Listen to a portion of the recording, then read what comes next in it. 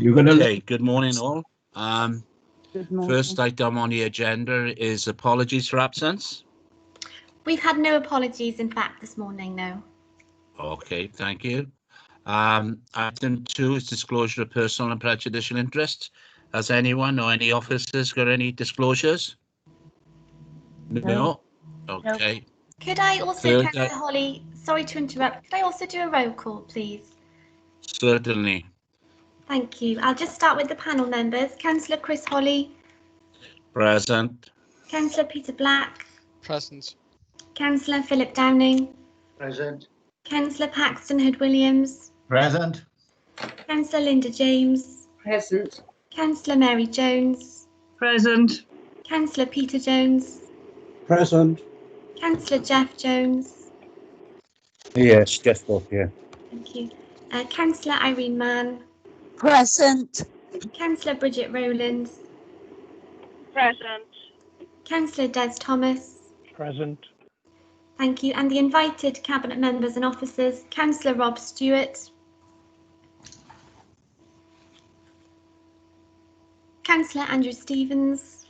Apologies, Rob Stewart here, couldn't unmute. Thank you, Councillor Stewart. Councillor Andrew Stevens. Okay. Ben Smith. Present. Richard Rowlands. Present. Adam Hill. Present. And is there anyone here I've not called today? Okay, thank you very much, Chair. Thank you. Okay then. Can we move on to item 3, which is the prohibition of whip votes and declarations of any party whips? Okay. I am sure there's not been none. Item 4 are the minutes of the previous meetings. I will go through them page by page, and if anybody's got any issues. Okay, page 1. Okay, page 2. Page 3. And page 4. Are they okay? Yes, Chair, I was there, so yes, they are. Okay. Item 5 are public questions, and I believe we haven't any, Emily? No public questions today, no. Okay, then we move on to item 6, which is the budget proposals. First of all, we got Ben Smith, who will go through the technical side of it, and then the leader, Councillor Rob Stewart, who will then give us his view on that. So if I hand over, first of all, to Mr. Ben Smith. Thank you, Chair. I will be extremely brief because I think the report is fairly self-evident. And I start by making clear that from my point of view as an officer, I've tried to strive in the background to make this as technically boring a budget as possible. Because as an officer, I might say it's technically boring. That doesn't say it's not politically interesting for a number of assumptions that are set out in the report. But given we are still in the pandemic and we are still working our way through the current year, and we've got another year to come in terms of the budget decisions in front of us, I think money could otherwise become a distraction, and so I'm trying to leave it as much as possible in the background to enable council to focus on what it needs to do. Having said that, I would just like to say a few words overall. This council takes its Wellbeing of Future Generations Act obligations seriously, and as well as having a view to the medium term, it looks to the long term in terms of the long run costs of capital financing. And so you have budget proposals which outline the next 5 years. I would contrast that with where the UK and Welsh government are, where they're only able to set out figures for a 1-year deal. That does mean it complicates the outlook for this council in line with all other councils, because we don't know what exact parameters we're working through for the next 5 years. But I set out my best estimates and assumptions throughout the report, particularly in relation to table 1, which is in a different format this year. We are moving away from Sustainable Swansea into Achieving Better Together, and I have taken the opportunity to represent table 1, which focuses rather more on what's going in as much as what's coming out. In the past, we've tended to focus on the glass third coming out, rather than noting the glass 2/3 going in. You'll see clearly in table 1, there's approximately £90 million going in and approximately £30 million coming out from services over the 5 years as the planning assumptions. And in those planning assumptions, there are some key and crucial assumptions over future pay awards, inflation, the outlook of which is uncertain. And they also continue to make explicit assumptions on council tax increases in the future. No decisions are made, but they are planning assumptions of up to 5%. And I would, of course, draw the panel's attention to both UK government's assumption, which is in England. Upper tier authorities which have social care responsibilities may raise council tax by up to 5% without a referendum. And in the settlement itself, Welsh Government has made a similar assumption that council tax at standard spending would need to go up by just over 5% if SSA was to be fully funded on the basis of the assumed increases in the settlement itself. Settlement itself for Swansea at 3.94%, as is set out in the report. We are boringly average in terms of the settlement, and so that's why I referred to what I did at the start. I deliberately downplayed it from an officer point of view, and as I say, I'm sure there'll be much that will be said in terms of the political views. So I have nothing further to add to the report as set out, Chair, and would defer to the leader and ultimately to questions that the panel may have of me and him. Okay, thank you very much, Ben. Councillor Stewart, is there anything you'd like to add? Yeah, thank you, Chair. Can I first begin by thanking Mr. Smith and his team for the work that they've done again in this year's budget. And of course, we should recognise that this year's budget, whilst it's really positive, doesn't mean that it's easier to achieve and doesn't mean that the work is any less. And of course, Mr. Smith and his team have been heavily entrenched in making sure that they not only manage the massive variance in the budget that we set last year because of the pandemic response, but also in their work to assist businesses across the city in receiving grants to help them survive the pandemic period. So my thanks to Mr. Smith and the team again for the work they've done on this. As Mr. Smith said, the budget itself is a very positive budget. It comes on the back of the second best settlement we've had in over 10 years from Welsh Government. In Swansea, we are pretty average in terms of the money being made available by Welsh Government as part of their draft settlement. We're not up at the top of the tree, and we're certainly not at the bottom. It does provide for around £13 million of additional cash into the council. But as you will see from the papers, and as Mr. Smith referenced, we are taking the opportunity to invest over and above that level, putting a net £23 million or so of additional cash into services across the council in the next few years. Next year. And obviously, as Mr. Smith referenced, an investment of some £60 million net into services is projected over the next 4 years. So this provides a healthy settlement for all services. Our priorities of education and schools remain, together with social care. And of course, both education and schools and social care have been at the forefront of the pandemic response this year on behalf of the council, making sure that we not only use our school sites to keep children safe and to keep learning ongoing, even if it's remotely. And obviously then our social care workers and our staff in social care have expanded during the pandemic. The numbers have expanded to help us provide more services during these extraordinary times. We're also proposing, again, record investment in terms of place-based services as part of the documents you see before you today. And of course, the details of those will come forward as we get towards council budget in March this year. I would just say as well, as Mr. Smith referenced, that we obviously have to make assumptions in terms of future years.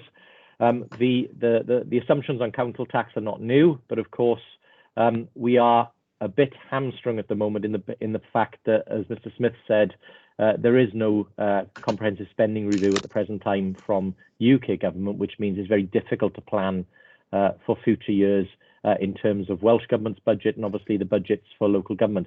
It's something that we're keen to see in the coming months be presented by UK Government and Treasury so that we can plan with confidence. But on what we know at present, we are still proposing that significant uplift in investment over the next 4 years. I just make a final point in that obviously as part of the capital programme, we have the largest ever schools capital investment underway. Some £150 million is the largest part of our capital programme, and that sees delivery of new and better facilities across the county. A number of live sites under construction at the moment, and that has progressed at speed even during the COVID pandemic.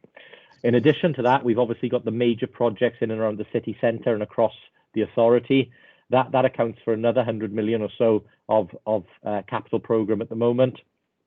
And as we've committed to previously, there is no cost to the taxpayer in terms of the major investments for the capital programme this year. The capital equalisation reserve covers that this year and every year for the next 5 years. So, that commitment that we made previously is held, and in any final budget that we bring before council, there will be no direct cost to council tax as a result of the investments we're making in the city centre. People will already be aware from other scrutinies that have taken place recently, Chair, where we've gone into detail about the capital programmes and the major city centre developments. I'm happy to answer questions on those if they come up today, but I'm happy to answer any questions on the budget per se. Thank you, Chair. Okay, thank you very much, Leader. Can I open it up now to members for their comments? And the first hand I see is Councillor Mary Jones. Thank you very much. It's just really a brief question. I think it's page 18 on my pages. It's about the reviews of planned savings, and it's social services. It's 4,806,000. How confident are you that you'll be able to achieve those savings, given that with the pandemic and everything, and if we don't get all the money back, that they have had to use social services perhaps in a different way that we do in normal working? And I'm a bit concerned that we're going to put too much pressure on that actual service. Chair, I'm happy to answer that. I'm sure Mr. Smith may wish to comment as well. Yeah, you're absolutely right, Councillor Jones. The pandemic has brought significant additional pressures to social care, not just in Swansea, but across Wales. As part of our local response, obviously, we've opened 2 additional facilities to expand our capacity, and we've recruited additional staff. We expect, and we've got a high degree of confidence, that we will get the majority of those costs back from Welsh Government as part of the investment in the additional COVID services. And we're very clear that we keep the additional COVID costs separate from our day-to-day social care costs. In terms of our general position on social care, you'll have noted in the second quarter monitoring report, and you'll see in the third quarter monitoring report, an improved position, and that includes an improved position in social care. And we have a relatively high degree of confidence that COVID costs aside, which we hope to recover separately, that we'll come into a final position in social care where we will achieve those savings and we will be in a balanced budget position. Thank you. Okay, Councillor Peter Black. Yeah, thank you, Chair. My question's about income. We all had the email yesterday saying that the council will now be pursuing proceedings against people who haven't been paying their council tax. And so I'm interested in what percentage of council tax we're collecting this year, and have we amended assumptions for next year, given the impact of COVID in particular on people's incomes? And also, what are our assumptions around other income, particularly from rent, etc., in the city centre and other charges, which do form a significant part of our budget? Thank you, Chair. I'll just give a quick answer and then hand over to Mr. Smith on that, because he'll have the detail in terms of the levels. Councillor Black is absolutely right. Obviously, we've been very mindful of the impacts of all bills on residents and families as part of the impacts of the pandemic, with people being furloughed or losing their jobs. We've taken a considerative approach in that and deliberately made sure that we don't take actions that would add further pressures to families, but we do have a legal obligation to pursue council tax that's in arrears. In doing so, Mr. Smith has obviously made assumptions as part of collection rates, etc. and both myself and Mr Smith in our respective roles through WLGN, through the Treasurers' networks and discussions with Welsh Government, have made the case very strongly to Welsh Government about the impacts that the pandemic will have on the overall ability to collect council tax. We are pursuing additional help from Welsh Government as part of that. And just turning to general income in terms of services like parking and other services that would have been hit during the pandemic, again, we're pursuing recovery of some of those costs from Welsh Government, or the majority of those costs from Welsh Government, as part of the COVID support scheme. In the Place Director at the moment, there could be a gap of up to £10 million in terms of income that hasn't been realised. Again, we propose to put support in temporarily to shore that up, but we are relatively confident of getting the majority of that back from Welsh Government as part of the COVID support help. But I'll hand over to Mr Smith on the detail. Thank you, Leader. Yes, councillors will recall that I took the tax base setting report through council in December and did trim 0.5 percentage point off the assumed collection rate. But notwithstanding that, the overall tax base is still envisaged to grow. In terms of deficit and arrears in the current year, you'll be aware from the second quarter, I'm anticipating a £4 million shortfall in terms of council tax in the current year. And as the Leader has indicated, we continue to lobby both Welsh Government officials and ministers to see if there's any support they can give. In one sense, it's right that the costs falling short for a local tax fall locally, but there is a significant disturbance as a result of national COVID issues. In terms of the further assurance I would give, but also a frustration as an officer, the Table 1 sets out very significant assumptions on my part about the increased likely costs of council tax reduction scheme. Council tax reduction scheme costs fall locally to the council and ultimately to taxpayers, whether collected through council tax or through having to load on the budget for CTRS. I've made substantial uplift in that amount because I think it recognises the very real pressures that Councillor Black has identified. The reason I say it's a frustration for me as an officer is, of course, revenue support grant assumptions linked to standard spending assessments are based on a Welsh Government assumption over CTRS, and that figure was £244 million in 15-16. Yeah. It is still £244 million in the current year, notwithstanding council tax has gone up substantially in all authorities over the intervening period. The assumed rate of increase as a result of council tax at standard spending by Welsh Government has gone up significantly. And whilst, as I say, there's a recognition that a good amount of it should fall locally because it is a local tax, it was, in my view as an officer, disappointing that there has been no recognition of that sort of modal shift as a result of the COVID disruption. And I will continue to be arguing with Welsh Government officials that that is probably the weakest part of the technical elements of the settlement, that it is still pitched at that 2015-16 figure, making no allowance for costs which ultimately get loaded back onto local councils' budgets and ultimately then on council taxpayers who are able to afford the bills. Yeah, thank you, Chair. My recollection of the council tax reduction scheme was that the Welsh Government put it in deliberately just to freeze it at that level, and the councils were hereafter going to bear the burden of any increase in council tax. But there were talk about reforming council tax at that time to make it more equitable in terms of the percentage of the property value that people pay. But I think we should continue to make representations on that, particularly around reforming council tax, to get that equitability built into it. So thank you for that answer. Phil Downing, Councillor Phil Downing. Yeah, we've spoken a bit this morning about what we've spent on COVID-19 and claiming back from the Welsh Government. Do we have any contingency plans if we don't get what we're asking for?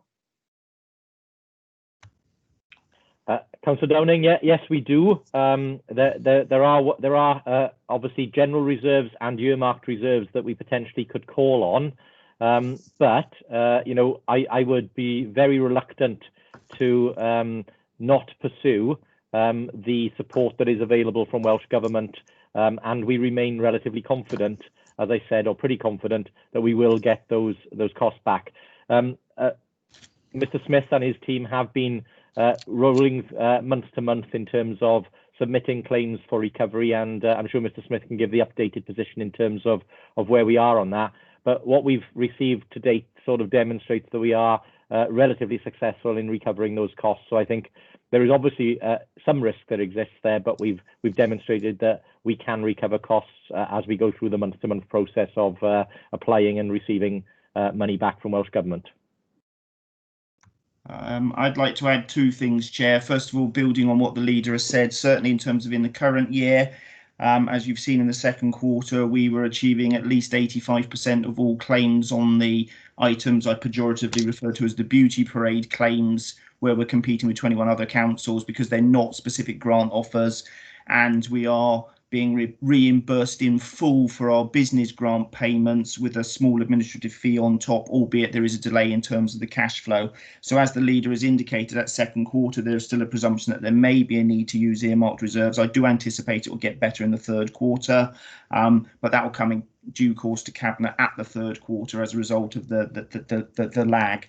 The other part of it I'd like to answer is in terms of the year you're about to consider, both as a Cabinet and as a Council in due course. It's one of the further difficulties around this year's budget. This authority has received over £100 million of business grants and reimbursement support from Welsh Government. Currently, the settlement for the whole of Wales for next year had £13 million in for local authorities in Wales. That is not meant as a direct criticism of the Welsh Government. It is a reality that the Welsh Government has had a smaller sum currently allocated by HM Treasury for the coming year, and they are being prudent, as I'm sure are the Treasury. I think all Treasurers expect there to be further announcements in due course once the Chancellor has announced his national budget on the 3rd of March. There are likely to be further announcements. Many may be only England specific, but many will have full UK-wide Barnet consequentials, and as more money flows to the Welsh Government, I would anticipate that there would be further sums. It's probably the hardest bit for Treasurers to take into account when setting the budget. I can't budget for things I know nothing about in terms of what's on the table. There is very, very little formally on the table at this point in time. All Treasurers are making an explicit assumption about there being some continuation of sums to be incurred as they arise. Having said that, as the leader has said, the general reserve is available in extremis if needs be, and the budget proposals before you do propose a modest draw from reserves in the forthcoming year. I say modest compared to the hundreds of billions that the UK government has needed to print through the Treasury, and the very substantial sums that the Welsh Government itself is drawing from its reserves to be able to produce an indicative budget for next year. There is also over £3 million in base contingency in line with previous year's budgets. So there is some sums available at this authority level, but also a presumption in line with all other authorities that there will be some further sums coming in due course. And when we know about them, we will report upon them in due course. So I think you will see some significant swings in in-year monitoring in the coming year. I hope, for everyone's sake, that they're less significant than the current year because COVID has less of an impact, but time will tell. Chair, could I make one other quick point? Again, you know, I think Mr. Smith alluded to it there. I think we obviously, as councillors, as council and as scrutiny, have to look at the report, which covers a period in time. But of course, we shouldn't confuse that with an assumption that the pandemic and all of its impacts will end on the 31st of March. They won't. So as Mr. Smith has said, we're financially, in terms of the documents, are a bit blind on some of the numbers. But, you know, we fully expect the impacts of the pandemic to continue past the dates that we cover. Okay, thank you very much. Ben? Just to further reiterate on that in terms of the technicals, again, if I draw your attention to table 1 and line 12, there is one-off funding assumptions by myself in terms of officer advice to Cabinet for sums to be put in one-off for both the next year and the year after, which is very much in line with what the leader has just said in terms of there being financial consequences spilling over into future years, come what may. Okay, Councillor Mary Jones. Yeah, thank you. It's again, perhaps I can't find it, and I know normally with a budget there are papers behind this that we can view, but I think the leader referenced that we've had monies released now for City Deal. I think he said it in the development and regen of 18 million, and obviously that's for the region. Can you tell me where I can find what Swansea's had in the budget papers, because obviously we're talking about capital programmes, but I can't see any monies coming in. So perhaps somebody can help me where I'm supposed to find it. Yeah, I'll hand over to Mr. Smith in terms of where the numbers are. Just to say, I mean, just to clarify, my statements at previous scrutiny were around confirming the funding released from Welsh and UK governments to the city region. And obviously you'll know that they go into a central pot and then they are issued out then as per the profile to projects across the region that are already approved. But Mr. Smith may be able to reference whether they appear in the papers or not. But certainly the agreement that the Joint Committee reinforced last Thursday was that the funding mechanism to support projects that have been approved will see money flow out and does see money flow out to the projects, including the ones in Swansea. Okay, thanks. I will give both a short and a long answer. The short answer is no, they're not referenced in here, nor should they be. That's partly because in a normal year, if there is ever such a thing as a normal year, you'd normally have these proposals about October, November time, albeit last year the budget settlement was very late and this year it's even later. So this focuses only in terms of the revenue costs of capital financing and the revenue budget and MTFP. You will in due course, before Cabinet receives reports on the wider budget proposals in February, have again chance to scrutinise all proposals. The costs of the early phases of the project supported by City Deal are already fully recognised in the existing capital programme with the funding assumption. And as the leader has clarified, yes, there is reference to Swansea receiving its share of the first tranches, which would be £18 million. It has been approved by the City Deal machinery, as it were, but I still await the physical cash in my paws at this end.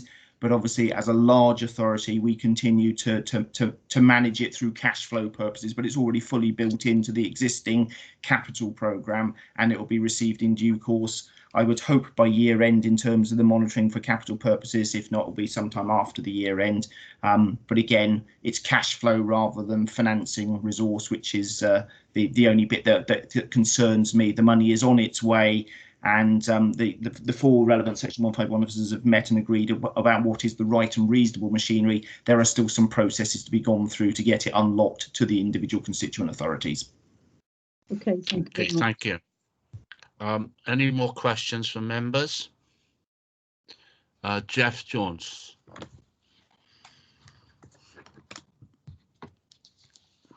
Jeff, you've got your hand up. My apologies. Yeah, going back to, the start, this achieving better together, why have we actually changed this? I know it's been brought up, I think it was Mary actually, with regards to savings. I know savings need to be reasonable and achievable at the end of the day, and I know there's been some difficulty actually achieving savings. So with achieving better together, is it a change with regards to the parameters of savings, or are we going to write or identify some of the savings as unachievable under Sustainable Swansea and create a new lot of savings under achieving better together? Can we clarify? Yeah, Chair, I'm happy to take the first part of that. I'm sure Mr. Smith will want to comment as well. So we've come to the end of the Sustainable Swansea Fit for the Future programme, which was based around, a presumption of many years of austerity as part of the UK government strategy for dealing with the international crisis. UK government has changed its position on that, and obviously we've got the onset of the COVID pandemic, the recovery and stimulus measures that need to come as part of that. And then obviously the future arrangement for the UK in terms of its trading position post-Brexit. So all of those feed into the fact that we need to now adopt a slightly different programme going forward. We've reported a number of times in terms of the success of the Sustainable Swansea Fit for the Future programme in terms of modernisation of council services. Some £70 million has been derived from that programme. But we're now moving to a new phase, and again, the part that we have made sure is in the achieving better together is around that future look now, investment in services, further modernisation, but on the basis of council services growing, not shrinking, and in terms of us being able to, incorporate things like the general power of competence that will be available to councils in Wales for the first time shortly, allowing us to do much more, to be much more ambitious in terms of our strategies. All I would say, Councillor Jones, is if you read the narrative around it, I know you're still probably waiting more of the detail in terms of how it'll pay out across departments, but it is a much more positive view of the future than the Sustainable Swansea Fit for the Future was in terms of having to deal with the worst impacts of an austerity programme. Thank you. Ben? Yes, I would just add briefly, not to repeat what the leader has said, but yes, there is a transition phase, and there is a more positive outlook in terms of some of those forward-looking things. In terms of the past performance, yes, we struggled in the early years when we measured against strictly every single proposal that was put up, and members on this panel will recall that we had several years of reported overspending. Last year, we significantly underspent, and as the leader has alluded to, the second quarter, if you stripped out the COVID effects, already we are again reporting service underspending when you adjust for COVID. So I have to confess, as a treasurer, I am fairly ambivalent about where the money comes from. There's a view of it in terms of a pure programme methodology. Did the council achieve 100% of exactly every line by line saving that it set out? No. Did it find alternatives which enabled the budgets to be balanced? Yes. And is this treasurer recommending that anyone gets any sums written off and allowed for their budgets to be adjusted? No, because you'd expect me to say that. It will be one going forward as the recovery board meets and puts more flesh on the bones of the Achieving Better Together. But I don't particularly care what a programme is called. It's an opportunity to refresh it. It's many years since the first one was agreed. It was right to refresh it, rename it, set it in a new context. But as this budget report makes clear, whilst the focus is on £60 million going in, there are still a requirement for some sums to come out, and that will be the mechanism through which it's done. But I have to confess, as a treasurer, like many others, as long as the money is permanent and is achieved, I really don't mind where directors find it from. They are tasked with finding it, and as long as they find it, you have a happy treasurer. If they don't find it, you have an unhappy treasurer, and he reports accordingly to Cabinet, Council, and yourselves, the Scrutiny.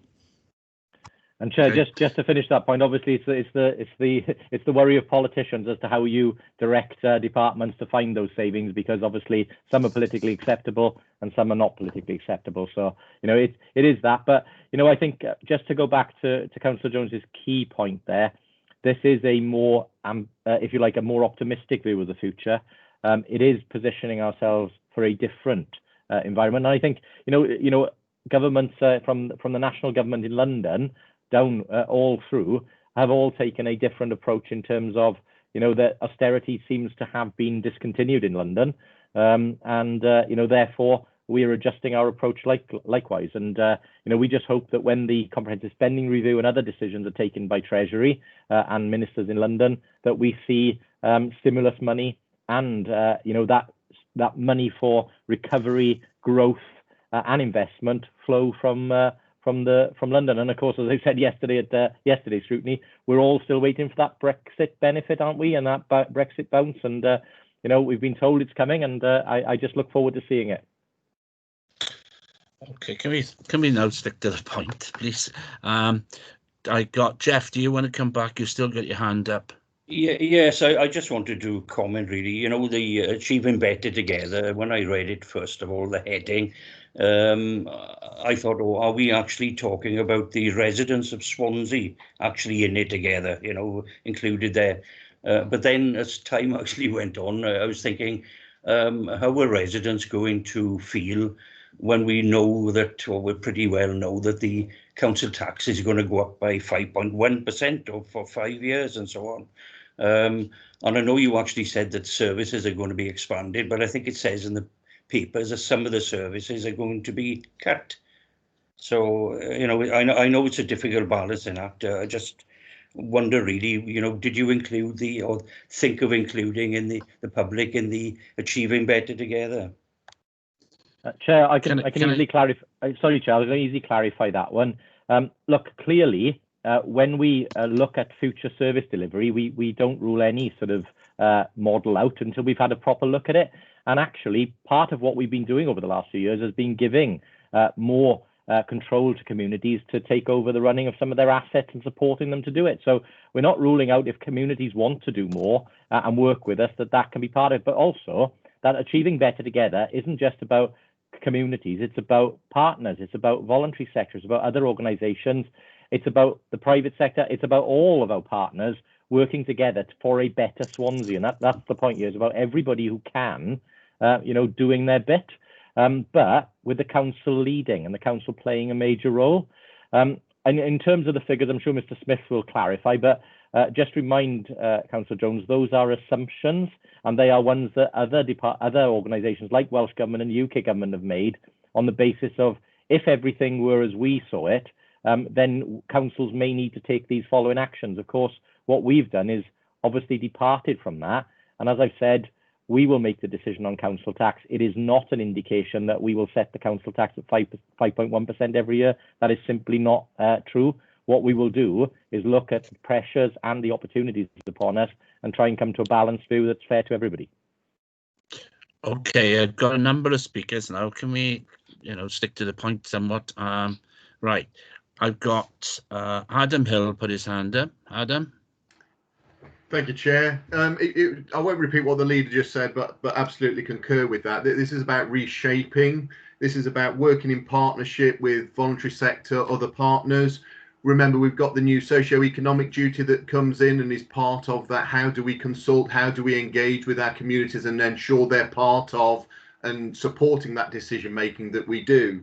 There's the regionalisation agenda, and the important bit is that supporting communities to help themselves and be part of and lead. And so from a council point of view, it's our role to help lead bringing people together. So it's not about the cuts bit, but it is about bringing. It is about being together as a community. And what we've seen through COVID is that bringing together of communities to work together and be more efficient and effective in what we do. And we should be a leader in that as a council. Thank you, Chair. Okay, thank you. Peter Black. Peter. Yeah, thanks. Yeah, thank you, Chair. Just unmuting myself.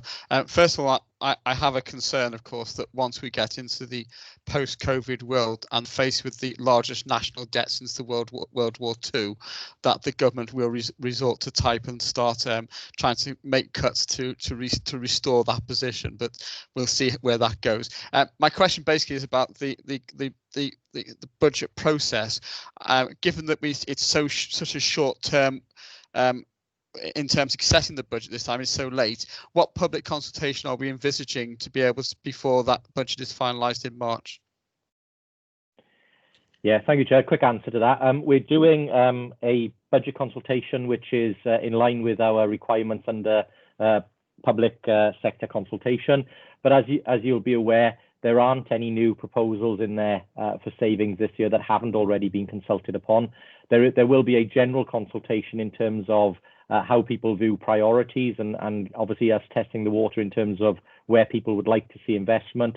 But we aren't proposing any large scale new savings or other proposals that aren't already in the public domain and haven't already been consulted on. So it'll be a consultation which is in line with what we're required to do. But really, it's not to use Mr. Smith's words, but it's a bit of a boring consultation in that respect this year, because there is nothing, I would hope, controversial in there.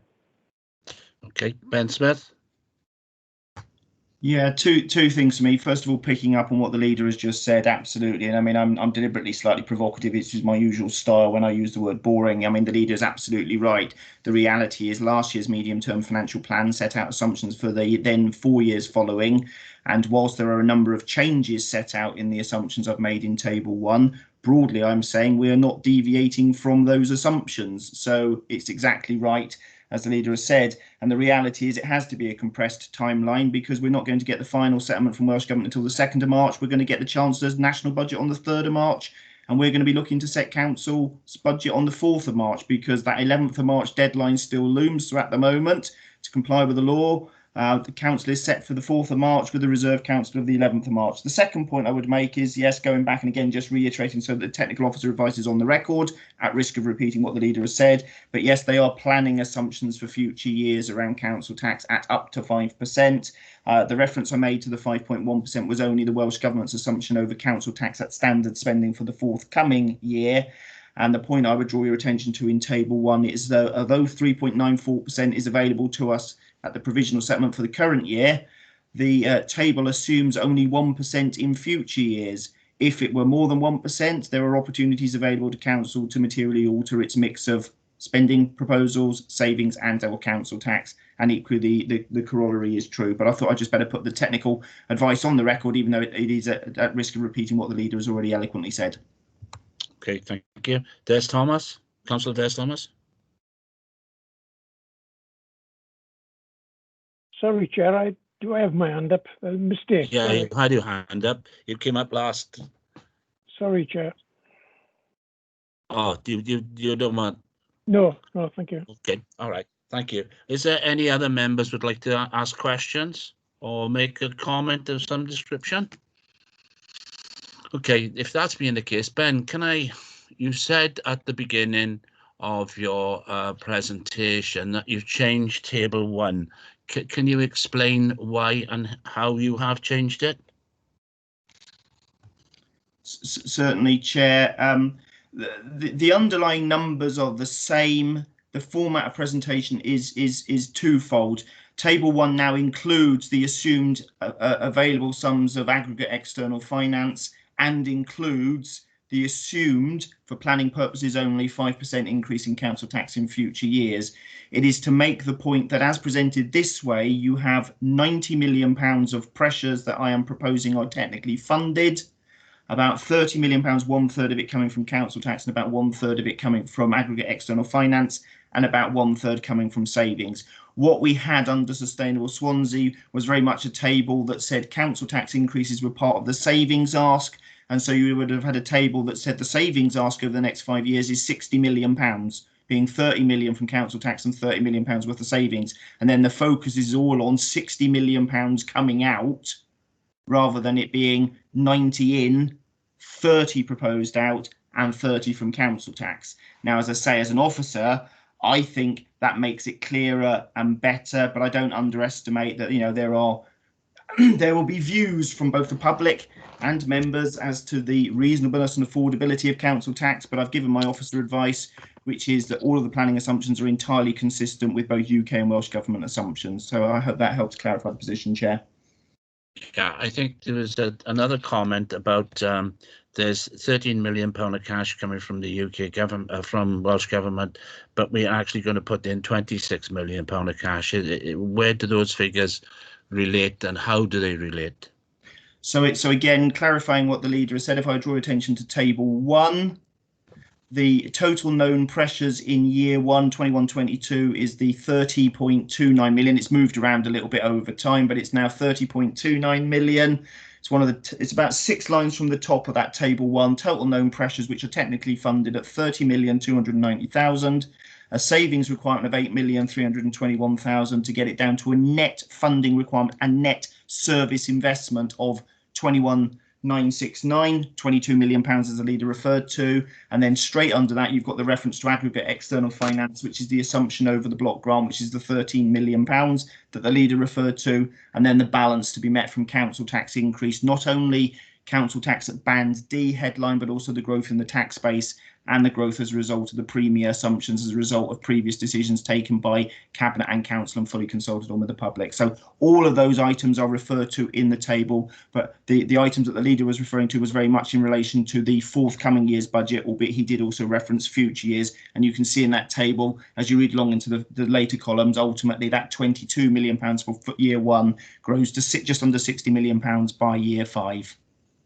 Yeah. Okay. There are a couple of other things on that table, but I don't want to bore everybody with it. But there are a few things here which, why haven't we put increased pension costs in note 3? We put the increase in pension costs from year 23-24 up to 25-26 and nothing for the next 2 years, which is good news in as much as that I'm assuming that's a local government pension, or is that the teacher pension? That is correct, Chair. Your assumption over it being the local government pension, we have no indication from central government that there are to be any current proposed further changes to teachers' pension costs. You'll recall teachers' pension costs ramped up significantly over recent years to try and put it on a very similar basis to the cost of the local government pension scheme, albeit the local government pension scheme is a defined benefit over the lifetime fully funded scheme as opposed to a pay-as-you-go one.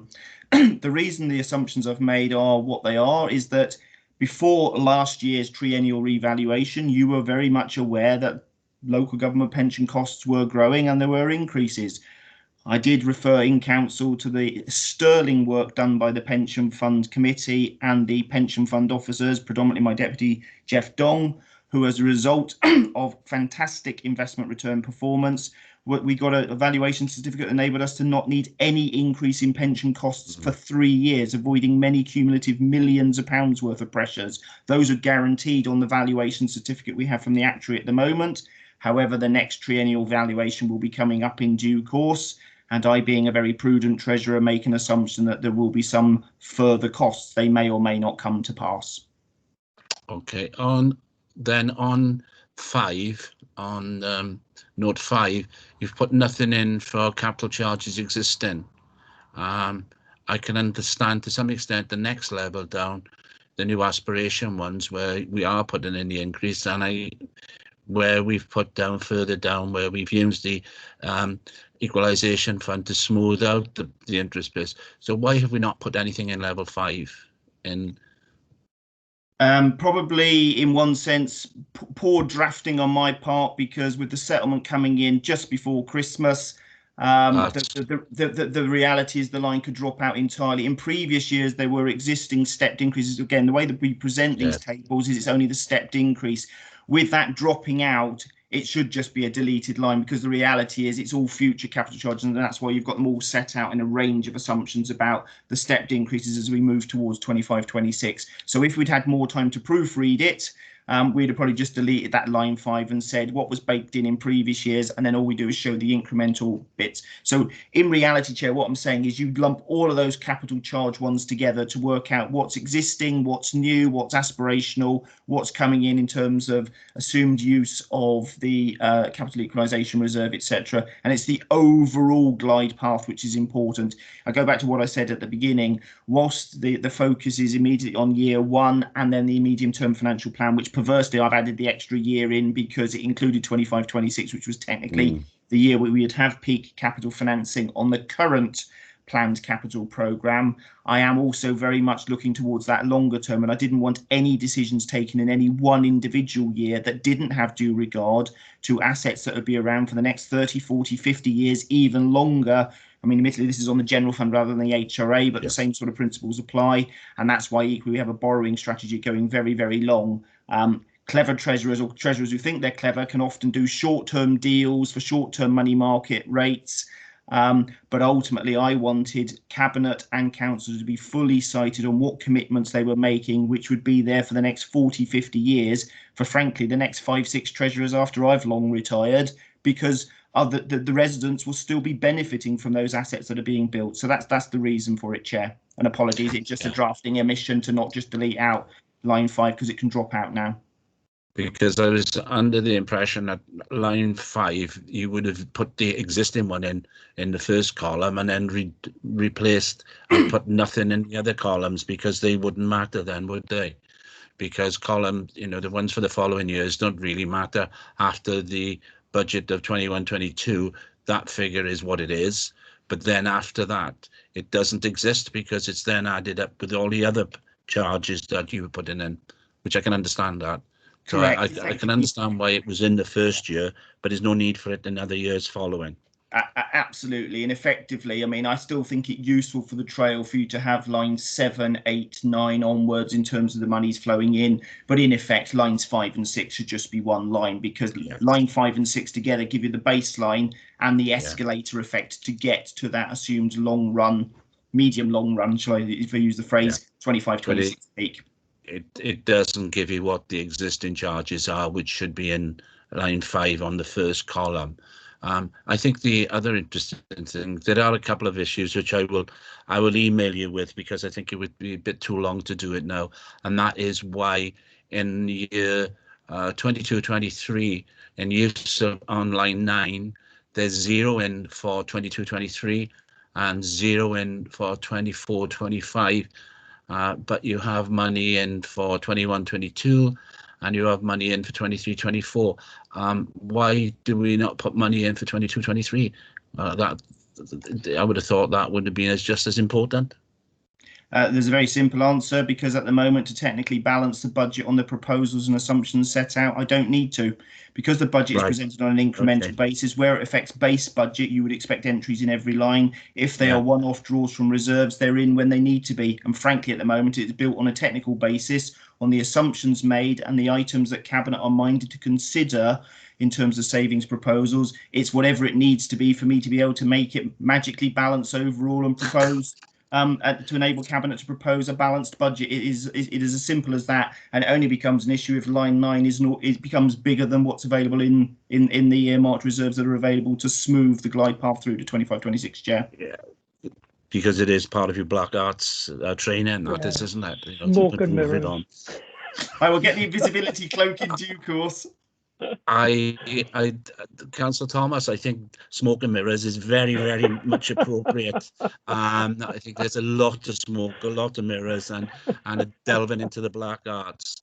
On that, I think it's thank Councillor, thank the leader, and thank Ben for coming here today to just go briefly through this budget proposal. I'm sure that in the fullness of time we'll have many more questions. I haven't seen any more hands up, so that being the case, thank you very much. And can we move on to the next item? Yeah. Okay, thank you. The next item is Q2 budget monitoring. Councillor Ben.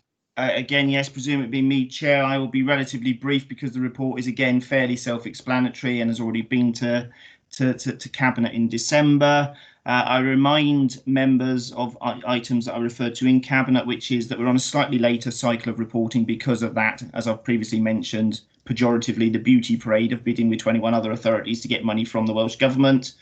Section 2.3 of the report sets out that service spending is still expected to overspend at the second quarter quite significantly, but equally makes clear that is because of the COVID effect. And when you strip the COVID effect out, services were already forecast to outturn with an underspend, notably, particularly in social services, which repeats what happened last year. So to some extent, answer some of the earlier concerns around do we think there's enough money in future years going into social services? Yes, I do, from a technical point of view.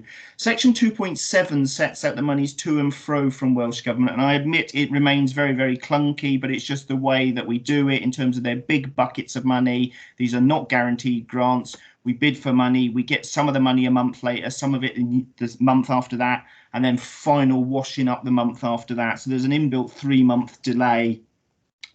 Section 2.9 of the report emphasises that I still have some central pots of money, not much black arts and dark arts and smoke and mirrors available in the central bits of apprenticeship levy and central inflation provision, but there's a bit, and every little helps to help balance it off overall. Section 3 summarises the contingency fund, both reminding you of the base £3.6 million in contingency, which the previous report continues to assume exists, but also the £6 million brought forward on balance sheet as a result of the very significant underspending reported at outturn for last year, and summarises all of the draws that have been agreed in year by officers and ultimately reported to Cabinet, or as a result of Cabinet decisions to provide significant support and stimulus to affected local activities and operations of the Council. It does emphasise that I therefore expect the contingency to be fully exhausted in the current year. Section 4 brings it all together in terms of the money in, the money out, and still at the second quarter anticipated an up to £10 million draw from earmarked reserves if necessary. And as I and the leader have alluded to, we expect that to get significantly better as we ultimately publish the third quarter report in February and await year end. because of that inbuilt delay, and I haven't got absolute certainty on some of the sums, it'll come as no surprise to you. Treasurers do tend to like to be prudent. That means assume the worst on the spend and assume you get the least on the income and see what happens in due course. So section 4, as I say, brings it all together in terms of the overall position. The capital section is significant. I mean, capital is always a bit of a Cinderella service in terms of its reporting, but anything but a Cinderella service in terms of its scale and ambition.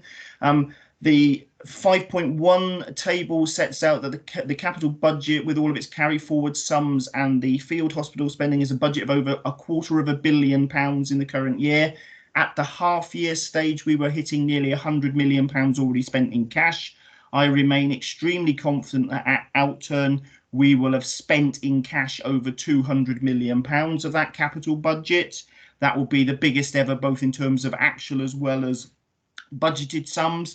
But equally, you will note there is still a fairly significant gap between the two, which leaves this treasurer with his dark arts rubbing his hands, because you know what that means. It means I don't need to externalise all of the debt, and I make savings on capital financing at outturn, and I'm always happy to set some of that aside for future years, because I view capital over the lifetime of the assets, not just what happens in year. I'm pleased that council has been very prudent and has always agreed with my advice to set aside any sums that do occur. The HRA section reminds that we continue to have no immediate concerns, but are watching the rent arrears closely and are looking at the progress with us to substantial revenue contributions towards the capital schemes, which help move us towards meeting the Welsh Housing Quality Standard. And the only other thing I would say is draw your attention to Appendix A, which boils the whole report down to the whole council on a page in normal format. It does emphasise what I've said previously, which is with the COVID effect and the substantial swings in terms of business grants and also the amounts we're reclaiming back from Welsh Government, the budget was shot to pieces in terms of the individual lines, in terms of very, very significant swings, but in overall terms emphasises that the budget very much remains balanced overall, with an up to proposed draw from earmarked reserves through contingency and capital equalisation reserve if needed in extremis. No draw from general reserves, which shouldn't surprise you, because I've given you official advice for 3 years on the trot saying it can go no lower. It also emphasises the very significant impacts that COVID and policy decisions taken by UK and Welsh Government have had on the levels of non-domestic rate collection, and some of those will become important in future years. You will be aware that both UK and Welsh Government have frozen the business rate multiplier going forward for next year, and clearly there was an awful lot of forbearance of bills due and an awful lot of grants paid out. And as I alluded to in the previous report, we are setting the budget before we know whether there are any other grants coming to continue that. My presumption is there will be, and we will have to significantly adjust the budget once it is set. But that pretty much says it overall. Still some wild swings in there, but it is managed, and we are looking to manage down the gap with some still projected use of earmarked reserves possibly, but we'll see what happens at the third quarter and we'll see what happens at outturn. Thank you, Chair. Okay, thank you very much, Ben. As I said before, when we see these reports, they are live documents. They're not documents that are set in stone. These will change and change quite dramatically, I would suspect, over the next few months. Paxton, you put your hand up. Thank you, Chairman. Obviously, I've been pretty quiet this morning, so that makes a change, I guess. But in terms of Appendix A, can I ask a few questions around that, if I may, please? Because basically, if we look at the top there in terms of directed expenditure, we're looking at about 25 million, and as I overspend, and as I understand it, that's basically due to the COVID effect. In fact, 25 million is probably an understatement, because you said, as I understand it, that the that the departments will probably move into underspends rather than overspends before COVID came along. So that's where we are with that. And if we come down a couple of layers to support the local businesses, in terms of the 51,500, I assume that's where we've been acting as agents for Welsh Government, and in terms of sending the money out.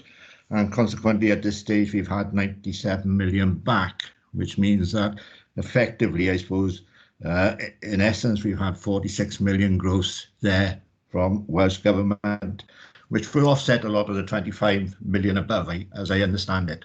Yeah? problem we got with Welsh Government, as I see it, is on the non-domestic rates level, where they reduced the payment or the amount of money that they granted us on that basis by 36 million.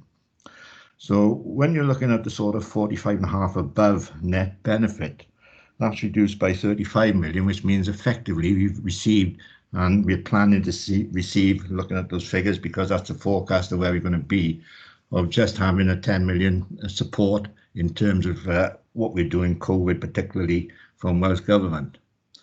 Now, when you consider that Welsh Government has received 5.4 billion specifically as a result of COVID money coming from Westminster, from a Conservative government, to match what has gone out to councils in England, we are now saying that in Swansea, out of that 5,400 million pounds, we're actually going to get 11 million as things stand at the moment. That is less than 0.2%. I'm just wondering whether the leader's got any comments on that, or whether we're expecting to have any more money, because obviously I would anticipate that you're almost talking to the First Minister on a day-by-day basis these days as things are going on. Obviously, we're looking potentially, according to these figures, of taking 16,000 out of earmarked reserves. Even if they were to cover that, that would just take us under 0.5% of the money that's come from Conservative government in Westminster to the Welsh Government to cover the cost of COVID. So I'm just wondering if you've got any comments in that respect in terms of how much further funding we can expect to get from Welsh Government in terms of Welsh Government's looking after councils, and whether we are peculiar in this sense in having quite a small amount, or is that common across all the other councils in Wales? Can I remind you, Paxton, that as I've reminded people before, this is a scrutiny board that's looking at the figures that are in front of us. If you want to say the UK government and the Welsh government, that's fine. If you want to make it political, will you please do it in another venue? Because I want this to be a factual scrutiny board. If you want to make political comments, that's fine, but there's other places to do it. I don't think it's a necessity political, in the sense that obviously we have incurred costs as a result of COVID. You said UK government, that's fine. Let me finish what I'm saying. We have incurred costs as a council in terms of COVID. And from what I'm seeing at the moment, in terms of Welsh Government decisions, we're not being fully covered for those costs that we're incurring. And I'm just wondering why. Okay. Right. Yeah, Chair, I'll stay away from the politics, Chair, and I'll just answer the question as you requested.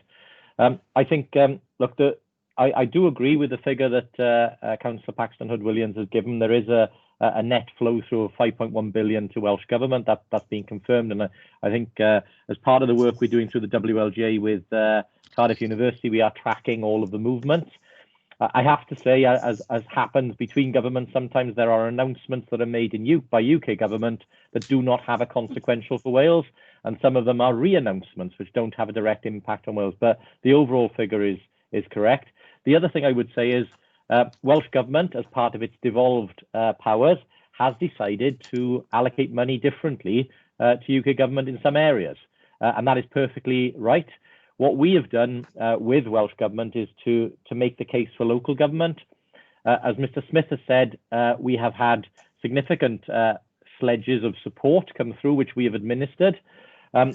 If you place the Welsh Government support, for instance, for businesses against that available in England, available in Scotland or Northern Ireland, it is the most generous scheme of all of the four nations, and that remains the case. That is undisputed. The other thing I would draw your attention to is looking just at some of the figures that you've picked out there. Again, we don't administer all of the support via local government. Some of it goes through Business Wales and other avenues.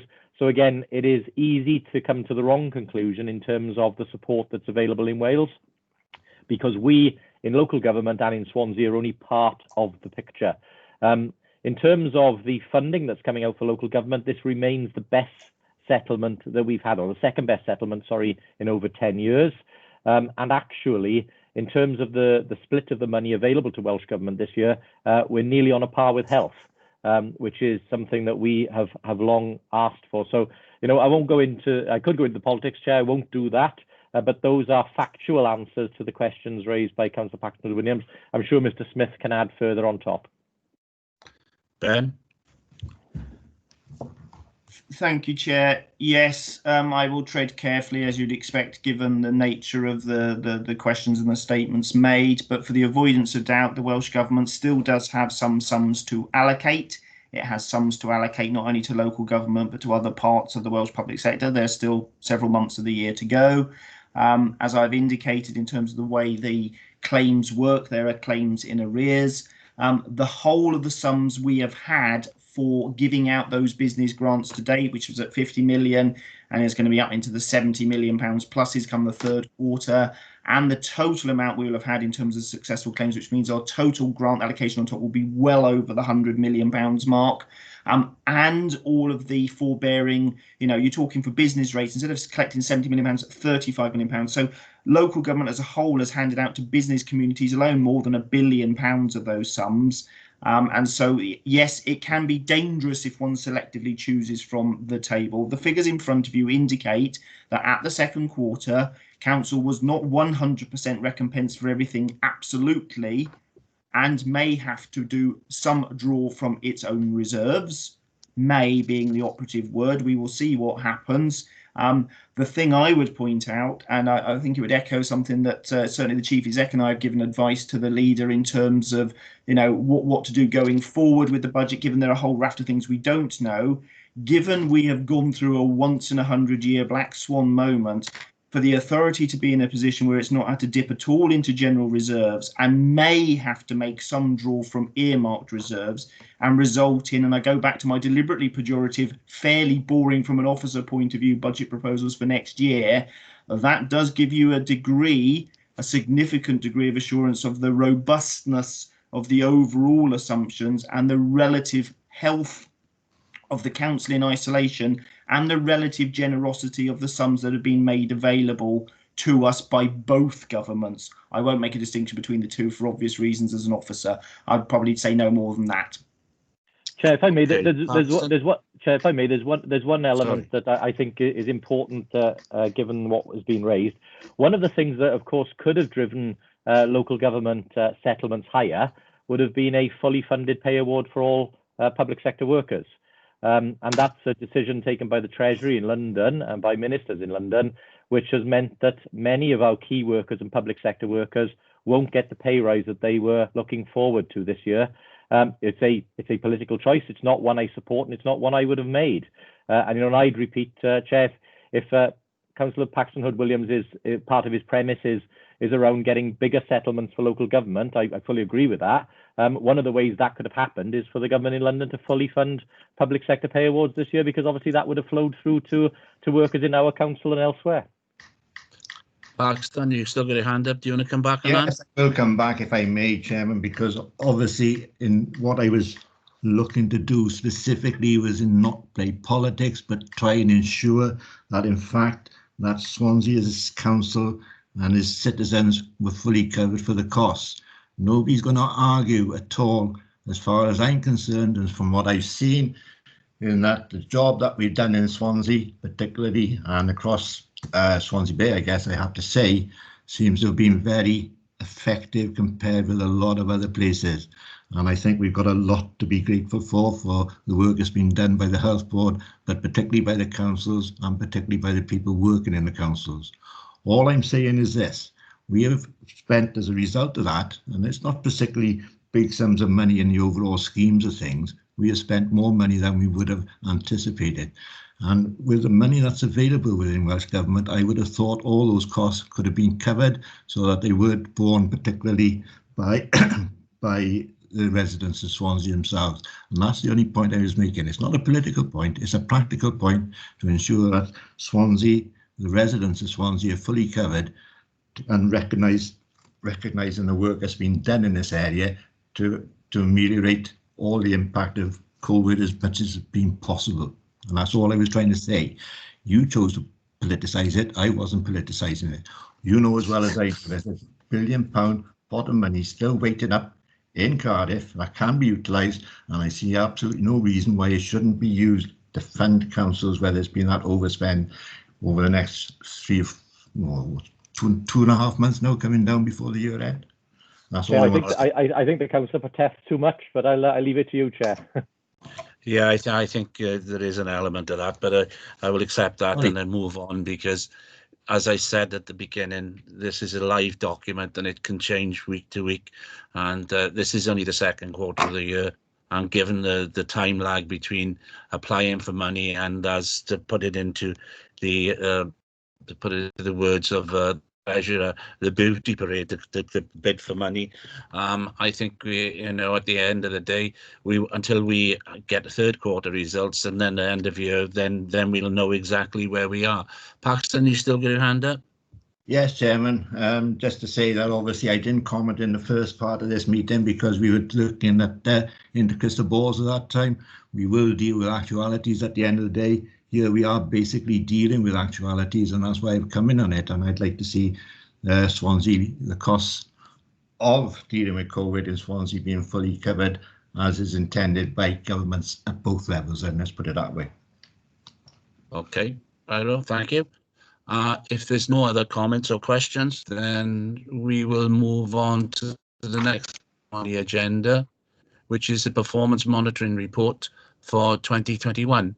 I know Richard wants to say a few words on this before we move on, and I think it is extremely important that Richard does lay in context where we are with performance monitoring. Richard? Thank you, Chair. The report in your paper sets out the performance for the first quarter of 2020-21.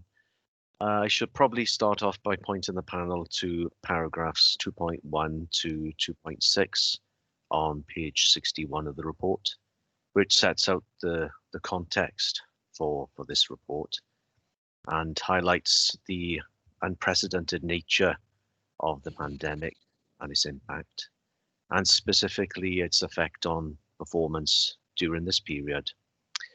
The report itself, it's coming to the panel later than usual because performance reporting was suspended as a result of COVID between March and June because of the impact from the pandemic and obviously the need for the council to focus and divert its resources elsewhere and where it was needed.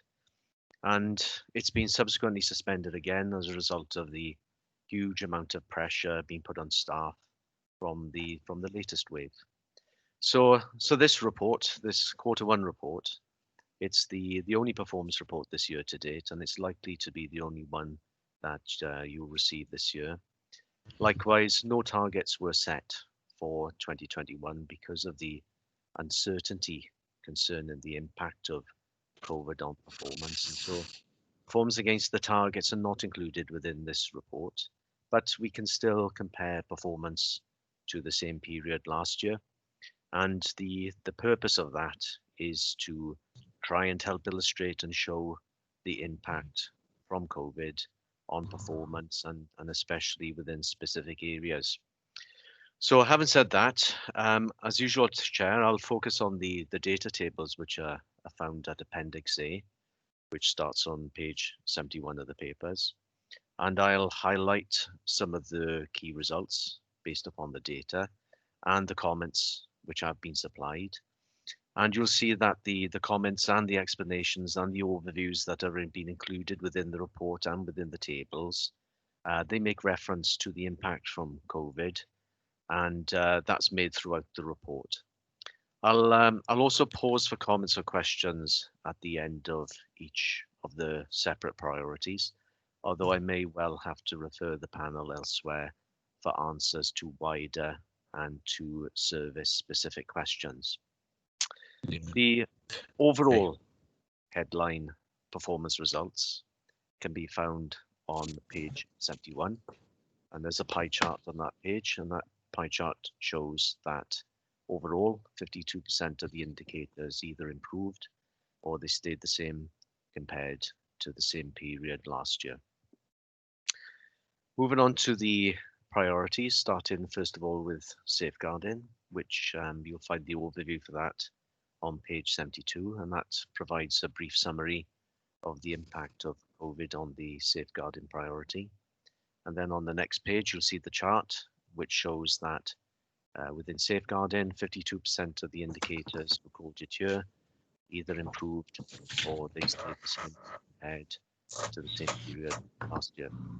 Looking at firstly adult services and just picking out some of the key data points in relation to this area. First of all, on page 74 or page 4, depending on which page number you're looking at. The indicator here, AS11, it shows that there are more adults aged 65 plus receiving care and support from the council in Q1 compared to Q1 last year. The rate of support has increased by 77% compared to the same period last year. And the comment in this particular indicator refers to the increase as a result of COVID-19, as well as the move towards reablement to provide shorter-term support in order to try and reduce those longer-term care needs. On the next page, we can see a similar increase in support as a result of the pandemic for people aged 18 to 64, as measured by AS12. And also on the same page, we can see that there were fewer adult carers who got an assessment in their own right compared to Q1 last year, which is measured by AS13A, and that's showing nearly an 81% decline in take-up compared to the same period last year. And again, the comment says that work pretty much needs to be undertaken to try and understand that, but especially in terms of how COVID might have restricted support available from informal carers. In terms of children's services, we have to move forward to page 80 or page 10, again, depending on which page number you're looking at, and the indicator CFS2, which shows there's been an increase in the numbers of looked after children, just over 4% compared to the same period last year. And again, the impact from COVID on that is noted within the comments. And then moving forward once again to page 85 or page 15, measure 24, which shows that there were fewer assessments of children being completed within the statutory timescales in Q1 compared to the same period last year, which is a reduction of just over 13%. And the comment sets out how COVID might have impacted the ability for social workers to meet with families in order to complete those assessments. I'll pause here for any comments or questions. Any questions or comments? I think this is Paxton. Thank you, Chairman. I think in terms of social services, obviously it's the department in many ways that has borne the brunt of COVID. We've had a couple of meetings of scrutiny now, and I think there's been universal approval of the work done by the department over that time. We can understand why figures will have declined in certain areas, and we understand that. And I know we've got a meeting next week, and I'm sure we'll be saying much the same thing in that sense, in terms of how grateful we are to the staff within social service for the work that's been done during this pandemic. I tend to agree with that. I think the fact that we can't get to see many children is a worry, but at the same time, staff have been exceptional in what they've been doing. Okay, is that Rob? So Irene, you've got your hand up. Oh, Rob, the leader, did you want to say something? Thanks, Joe. I was just going to, I've got nothing really to speak about because there's a lot of detail in the report, but I just wanted to make a general comment in line with the fact that, you know, Mr. Rowlands has said it is an unprecedented year. Clearly, some of the comparators are difficult ones to make, given that we're in such an unusual position. But I just wanted to again put on record my thanks to all of the staff across all of the departments who have not only embraced all of the extra duties that they've had to do in the different ways of working, but have maintained standards through that period and helped us to continue to deliver really good services to people of Swansea in incredibly difficult times. So I just wanted to make that general comment, Chair, because I'm sure it's shared by all on the committee. But you know, we shouldn't lose sight of these numbers. Behind every one of these numbers are teams of people trying their very best to deliver high quality services, keep people safe and keep people supported during a very difficult period. Okay, thank you, Leader.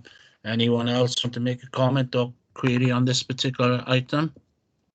Okay, Richard, can we move on? Thank you, Chair. Moving on to the education priority. Firstly, just to point out the school attendance data, which you can see on pages 92 and 93, or page 22 and 23. That data only incorporates the first half of the spring term because the second half was affected by the lockdown. But the report does point out the impact from COVID on education. It does remain a key concern and a priority for the council going forward. And the effect of not attending school during the spring and summer terms is significant. And that continuing support and encouragement to children and families will be very important going forward. The other issue to point out here is that there were no final SENs that were issued during this period, again, because of the impact from COVID. Although the comment provided on pages 91 and 92 or pages 21 and 22 states that alternative arrangements are now in place. Any questions or comments on education? I think the fact that many of our staff and our schools have remained open, and some of the work that's been done by teachers and the care and some of the staff in the schools has been exceptional. And I think we should be putting that in the letter when we send that off. And I think the fact that some of the indications in this report show that some of the work has been done, has been indicated in, especially on page 23 and on 22, where we see what the Q1 results were in the percentage of pupils attending primary schools. If you look at them, they've been very good up until the fact that we closed them down. So I think there is cause for us to be grateful for some of the work that's being done. Okay, Richard, can we move on to economy?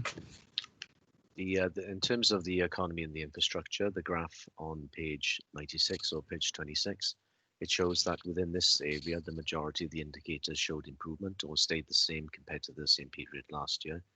The only one issue to point out here is on page 99 or page 29, that's EP 28, which shows that the percentage of planning applications determined within the timescale fell by nearly 13% compared to Q1 last year.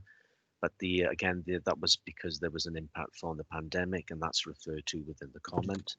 Other than that, the narrative within the report illustrates the broader impact from the pandemic and how resources have been mobilised, particularly by the council, to support businesses and individuals, with financial aid as part of the government's COVID response programme, which has also included rent reliefs, support provided by the council, and the development with partners of a post-COVID economic recovery plan. I think, any questions or comments? I do have a question, Richard, on page 27. And that is on, what is it? It's EC2, is it? The percentage of major applications with an economic imperative that are approved. I think the word in there is quite inappropriate, really, to some extent. But we've had quite a few reds in that, and especially the declining one. So I think there's a question that we may need to ask: what's happening there with our planning colleagues? Just in relation to that particular indicator there, Chair, there was actually an improvement compared to Q1 last year. And you can see from the indicator that 100% of the applications that were submitted, which totaled 3 applications, they were all actually approved. So that's actually an improvement over the previous situation. Yet above it, we see the RAG totals are different. So I think that's one for an explanation. Can you see what I'm saying? If you look at the quarter 1920, there seems to be something quite not right there with the results and what have you. So I think that's one we will query ourselves. Yes, I mean, in that particular quarter, so we're talking about quarter 1 in 2019-20, we can see that there were 5 applications and 3 were approved, which meant that overall there was a performance of 60% versus the target of 90%. So the difference this quarter is that there were 3 applications, but all 3 were approved. I'm sure we can go back and find out the reasons. Yeah, I think that is a question to be asked. Okay, then we go on. Can I ask a question of that, Chair? Can I just, certainly does. On that point, I suppose I've got an interest as a member of the Planning Committee. We shouldn't be surely saying that they're more efficient because they approve an application. You know, an application is judged on its merits. That's the point I was making, Des. If you see that, if we approved all the ones that come in, we have 100%. Yeah. Yeah, but that's supposing that they all pass the planning criteria. Now, if they don't pass the planning criteria, they become amber or red. Yet, you know, it doesn't seem to be the right sort of performance monitoring. Do you know what I mean? Yeah, I agree. I think I'm agreeing with you, Chair. Yeah. Yeah, it's strange that if we pass every planning application, we get green, but if the planning committee decide that it's wrong, or the planners decide it's wrong, it's red. I don't know if that's the right way to look at the performance of planning. So that's the question that I'm going to be asking. Yeah, quite right. Okay. Anyone else? No. Okay then, Richard. Shall we move on? Thank you, Chair. So tackling poverty, is it? Tackling poverty on page 101 or 31. The graph there shows that the majority of indicators within this particular section declined compared to Q1 last year. A couple of the issues, firstly on pages 102 and 103, or pages 32 and 33, which shows that there were longer processing times for new housing benefit and council tax reduction claims in Q1 compared to last year. The processing claims, they've increased in this period by 74% and 23% respectively. Likewise, the time taken to process council tax changes in circumstances also increased by nearly 73%. But again, the comments point out that this was mainly due to the obvious large increase in benefit claims that resulted as a consequence of the pandemic and the lockdown. POV 5 on page 104 or page 34 shows again the impact from COVID and the disruption it has caused to appeals, which meant that the amount of welfare benefits that was secured by the welfare rights team fell by nearly 10% compared to Q1 last year. And lastly, for this priority on page 105 or page 35, the inability to provide training during the lockdown has meant that the number of accredited qualifications achieved by adults with the local authority's support, that's measured by POV 10, that fell by 7% compared to the same period last year. Des, you've got your hand up. You're on mute. Sorry, that was historic. Okay, thank you. I think, Richard, that we have to say that this is no great surprise with the problems that the pandemic has brought forward. So I can't say that, you know, any of those performance monitoring figures should not surprise anyone. And, you know, I think that's the case in many of the pieces of this data. Okay, are there any questions or comments by anyone? No. Then we move on to transforming and future council. Thank you, Chair. The graph on page 107 or page 37 shows that the majority of indicators improved or stayed the same here compared to last year. The narrative back on page 106 or page 36, that shows how resources were diverted to the COVID-19 response, including many of the digital developments and innovations that took place in order to provide a robust response to the pandemic. In terms of the performance indicators, just a couple of things to point out. Firstly, on page 108 or page 38, CUST 2A, which shows that there was a near 8% reduction in the number of online payments made via the Swansea Council websites compared to Q1 last year as a result of the impacts from COVID, which is mentioned in the comments. But on the other hand, on the next page, we've got CUST 2B, which shows a large increase, 127% increase in the use of online processes, such as online recycling requests, again, illustrating the changes that have been necessary to be able to respond effectively to the pandemic. Okay, any questions or comments? No? Then we move on, Richard, to nature and biodiversity. Yes, this is the last priority, only one indicator within this particular priority at the moment, and that's on page 113 or page 43 on recycling, which shows a slight fall in the recycling rates, just 1.1%. But other than that, the overview back on page 111 or page 41, that pretty much highlights how the pandemic has led more broadly to a greater appreciation of having a good quality environment in which to live and work, as well as the importance of having access to recreational and green space and its beneficial impact then on different aspects of well-being as people struggle to maintain their broad sense of well-being during the pandemic. Okay, are there any questions or comments on anything now? Any members? No?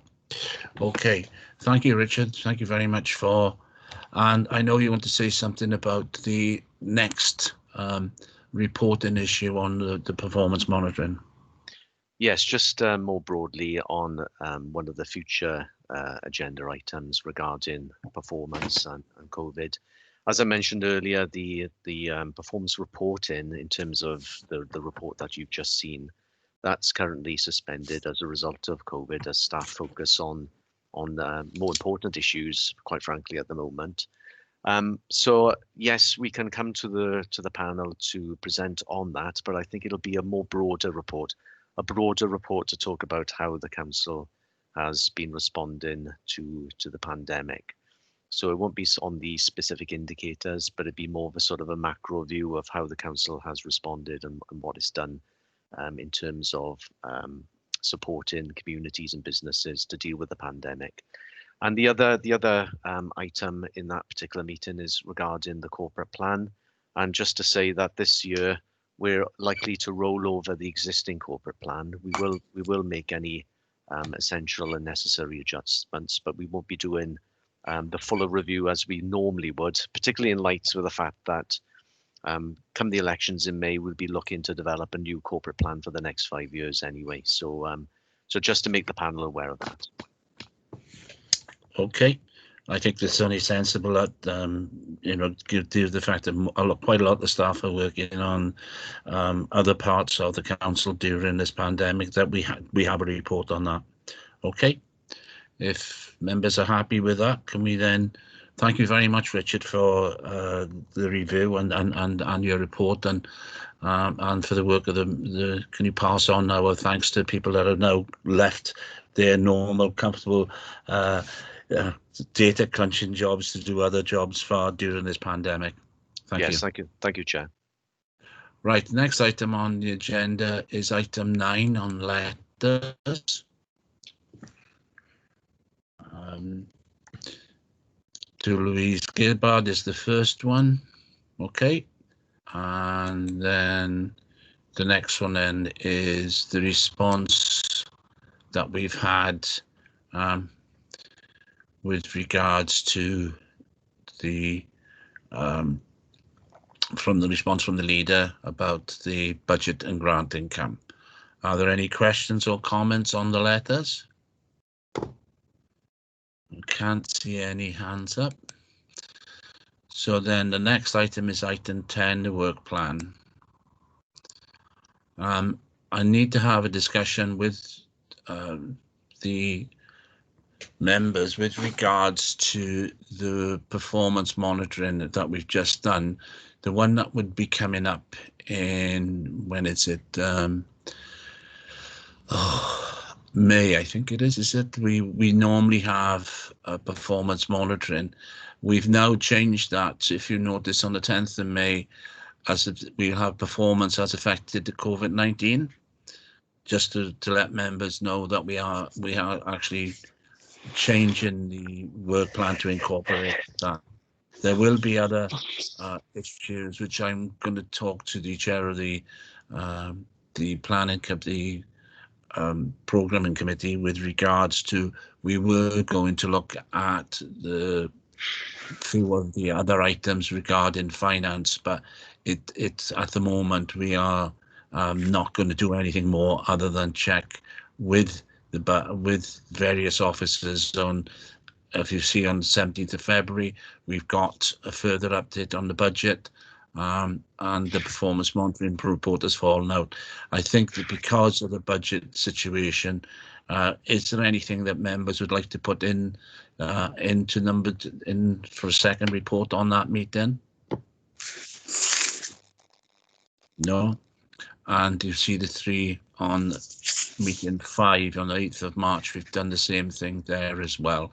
So if there's no other comments or questions, I propose that that's all we've got for this morning, and thank you very much for all your attendance. Thank you. Thank you, Chair. Thank you very much. Bye-bye, Chair.